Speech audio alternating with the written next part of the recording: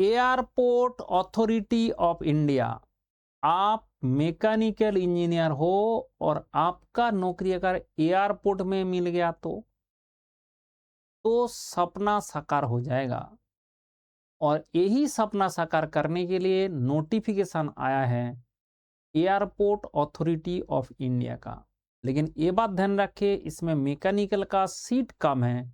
बाकी ब्रांच से देख के दुखी मत हो जाना, क्योंकि उसमें ज़्यादा इंजीनियर का जरूरत है, मैकेनिकल इंजीनियर का जरूरत भी इसमें कम है।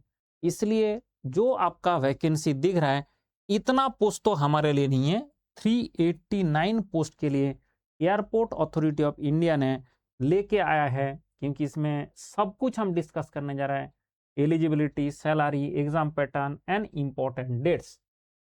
सबसे पहले ध्यान रखें कि मैं बात कर रहा हूं मैकेनिकल इंजीनियर के लिए। ऐसे बाकी इंजीनियर जो है दूसरा ब्रांच का जो है आप पूरा नोटिफिकेशन पढ़ ले, जैसे सिविल का है, इलेक्ट्रिकल का है, इलेक्ट्रॉनिक्स का, बाकी सारे ब्रांच का है। तो आपको मैं मैकेनिकल का बता रहा हूँ, बाकी तो जो ब्रांच का अगर चाहिए तो आप डायरेक्ट उसका नोटिफिकेशन पढ़ ले, आपको सब कुछ मिल जाएगा। तो बी बीटेक जो मैकेनिकल फ्रेशर्स है, मैं सिर्फ उसका बात करूंगा जो बी बीटेक है और मैकेनिकल का फ्रेशर्स है उसी के लिए। तो यहाँ पे जो पोस्ट कोड 14 है, उस पोस्ट कोड में जूनियर एग्जीक्यूटिव ऑपरेशन जो है उसमें आपका 14 है। 79 वैकेंसी के लिए आप इसमें एलिजिबल हो, जहां पे कोई एक्सपीरियंस का जरूरत नहीं है। लेकिन एक बात ध्यान रखें, ये लोग बार बार फोकस कर रहे हैं full time regular bachelor degree. Full time regular bachelor degree अगर आपका है, जैसे कोई अगर लेटरल एंट्री किया है वो भी एलिजिबल है, जो बैचलर डिग्री है वो भी एलिजिबल है।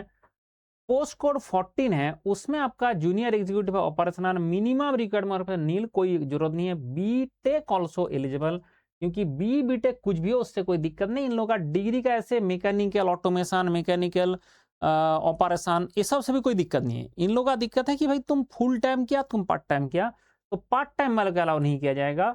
इसलिए टोटल जो टेंटेटिव वैकेंसी दिया गया, टोटल वैकेंसी 79 है, जिस वैकेंसी के लिए आप कॉम्पीट कर सकता है उसमें आपका अनरिजर्व इसका कैटेगरी के हिसाब से दिया गया। Full time regular bachelor degree आपको चाहिए, and since it is engineering degree इसलिए रिस्ट्रिक्ट नहीं करता आधार ब्रांच को, कोई भी ब्रांच यहाँ पे ज्वाइन कर सकता है। आपका कोई भी ये है, तो हमने नोटिफिकेशन से उठा के डाला है, तो उसके कारण ऐसे मिला है। जो no experience required but only for JE operation, बाकी जो चीजें उसमें सारे में लिखा होता है, किसी में 3 साल, किसी में 2 साल, कुछ भी ऐसे लिखा रहता है। You are eligible for fresher are eligible for junior executive operation, JE case के लिए पोस्ट के लिए आप एलिजिबल हो। अगर आपके पास उसके साथ साथ बीटेक के साथ साथ अगर फायर ऑपरेशन, कमर्शियल, इसका अगर एक्सपीरियंस है तभी आपको बाकी पोस्ट में एलिजिबल किया जाएगा, नहीं तो आपका इसी में होगा।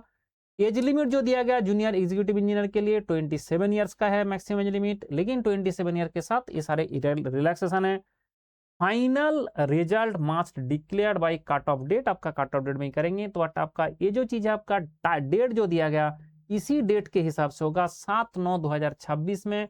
जिसका 27 ईयर जनरल कैटेगरी पार हो गया, आप एलिजिबल नहीं हो। जो बाकी आप उसके साथ 5 साल, 3 साल और 10 ईयर्स का जोड़ दो तो आपका एलिजिबिलिटी मिल जाएगा। जबकि ये 14 लाख पर एनम का है, 40,000 रुपये में 14 लाख कहां से आता है? मैंने इसलिए बोलता हूँ सीधा डबल करो, मतलब मैं बोलता हूँ सैलरी को डबल करो, क्योंकि उसमें जो आपका टीए डीए जितना भी है उससे सारे जुड़ जाएगा। जोड़ने के बाद आपका 80 के आसपास सैलरी हो जाएगा। बट बाकी जो आपका पार्स है 35% ऑफ द बेसिक पे है, उसका डीए है, पार्स 35% बेसिक पे है, एचआर है, सीपीएफ है, ग्रेचुइटी है, सोशल सिक्योरिटी है, ये मेडिकल बेनिफिट है, सारा मिला के इन लोगों का जो सीटीसी आता है 14 लाख पर एनम, जो इन लोगों ने लिख के दिया है। ठीक है, मैंडेटरी पॉइंट्स क्या है? जो परमानेंट लाइट मोटर व्हीकल का लाइसेंस होना चाहिए। लाइट मोटर व्हीकल मतलब आपका कार चलाने का लाइसेंस होना चाहिए। तो अगर आज अभी नहीं है कोई दिक्कत नहीं, आपके पास जब मेडिकल टेस्ट होगा उससे पहले अभी सीख लेना, पहले अच्छा से एग्जाम दो, एग्जाम देने के बाद अगर आपका सही निकल जाए उसके बाद एक ऐसे लाइसेंस बना लेना। तो टेम्पोररी और learning licence is not accepted, आपका परमानेंट एक लाइसेंस इसका चाहिए। और अगर आपके पास लाइसेंस नहीं है, आप बना ले मतलब होता है आप टेस्ट देना पड़ता है, उसके सारे प्रोसीड्योर 1 मंथ का उसका टेम्पोररी लगना पड़ता है, उसके बाद लगेगा। तो this is required, keep original certificate ready for verification. जब सिलेक्शन होगा तभी चाहिए, not now. CBT fast and then verification. पहले ये लोग बोलते हैं हम कोई वेरिफिकेशन नहीं करेंगे, इसलिए मैं बोला कि आपको लाइट मोटर व्हीकल भी पहले सीबीटी फास्ट होगा, क्योंकि जो जिसका इतना सारा हजार बच्चे उसका क्यों बोलेंगे जाओ आपका लाइसेंस बनाओ। तो इसलिए बोला कि चलो जो कुछ भी आपका डॉक्यूमेंट है हम पहले नहीं चेक करेंगे, आप आ जाओ सीबीटी दे दो।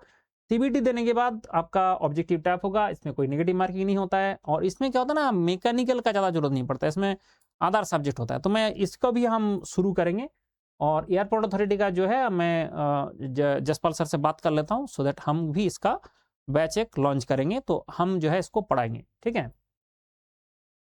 इंटरव्यू स्पेसिफिकली मेंशन आपका पोस्ट कोड इसका, तो हमारा जेई ऑपरेशन है उसमें कोई पोस्ट कोड 14 है, तो उसके कारण इंटरव्यू नहीं है, शॉर्ट लिस्टेड होगा। उसके बाद आपका डायरेक्टली डॉक्यूमेंट वेरिफिकेशन होगा, डॉक्यूमेंट सही है तो आपका ज्वाइनिंग हो जाएगा।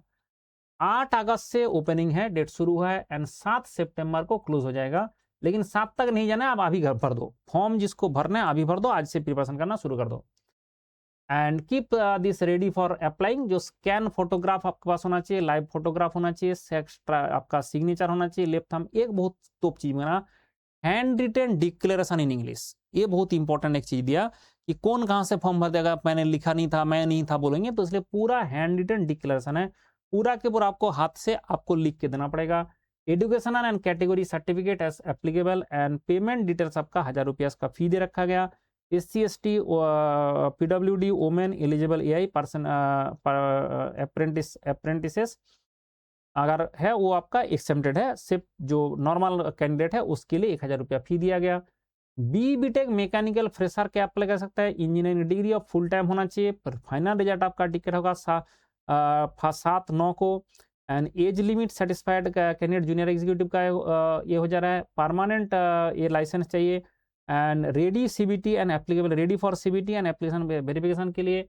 एंड मैकेनिकल इंजीनियरिंग का vacancy do not present it as mechanical engineer vacancy. Actually ये वैकेंसी सबका है, तो मैंने PPT किसका बनाया, सिर्फ उसका, इसलिए बोला कि मत करो कि भाई मैकेनिकल का वैकेंसी नहीं है, सबका है और आप एलिजिबल हो, ठीक है, ये सबका है, आप एलिजिबल हो। तो इसके लिए आपको करना है comfortable with posting in India, India में किसी जगह में आपका पोस्टिंग करने के लिए तैयार है।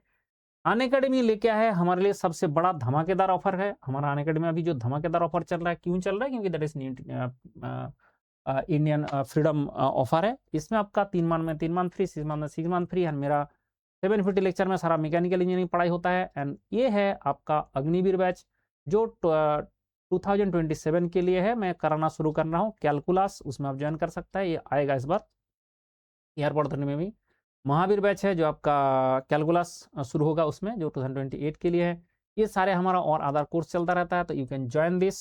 चलो, आप जो CBT है उसके लिए तैयार हो जाए, एंड कब डेट देंगे वो तो अभी तक टेंटेटिव डेट अभी दिया नहीं। और अभी जो आपको सबसे पहले काम करना है वो फॉर्म भरना है, और उसके बाद शुरू कर देना है तैयारी। इसीलिए मैं बोलता हूँ कि नोटिफिकेशन का वेट मत करो, आप तैयारी करते रहो, क्योंकि नोटिफिकेशन आ जाएगा उसके बाद तैयारी होने का टाइम नहीं मिलता है। अभी आ गया टाइम, उतना है क्या, इसलिए 300 के आसपास आप एग्जाम दे सकते हो। 300 जैसे मेरा स्टूडेंट है, एक स्टूडेंट मेरा क्या करता है, आप देख सकते हैं कि एक स्टूडेंट 8 सरकारी नौकरी लेके आया है। एक बच्चे ने 8 सरकारी नौकरी लेके आया है। ऐसे नहीं कि बोलेंगे एक ही बच्चे लेके आ गया आपका, कोई बात नहीं, ऐसे बहुत सारे स्टूडेंट है जो आता रहता है और उसका सिलेक्शन होता रहता है। कैसे, क्योंकि मैं पढ़ाता हूं पूरा मैकेनिकल इंजीनियरिंग, और पूरा मैकेनिकल इंजीनियरिंग पढ़ाने के बाद उसको कर देता हूं तैयार 300 सरकारी एग्जाम के लिए। भाई मेरे साथ पढ़ाई कर लो, उसके बाद 300 सरकारी एग्जाम है। आप देखो मेरा जो स्टूडेंट सिलेक्शन हुआ है, एक इसमें RRB JEE SSC JEE, ये बंदा किसमें सिलेक्शन हुआ है, NPCL, एक इसमें BEML SSC MES, एक है ISRO, एक इसमें NPCL, एक इसमें है HPCL, ये बंदा किसमें SSC CWC, एक इसमें ये भानु का जो आपका 8 है, एक इसमें है NPCL। तो मतलब ऐसे देखोगे कि हर बंदा अलग अलग जगह में सिलेक्शन हो जा रहा है। ऐसे कैसे, 300 ऐसे सरकारी एग्जाम है, उसके लिए क्या आप 300 साल प्रिपरेशन करोगे।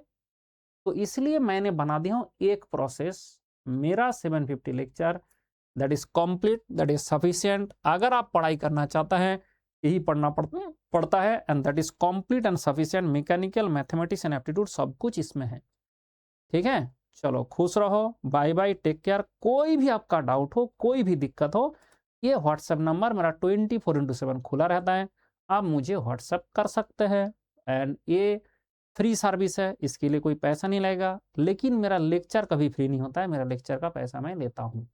ठीक है? खुश रहो।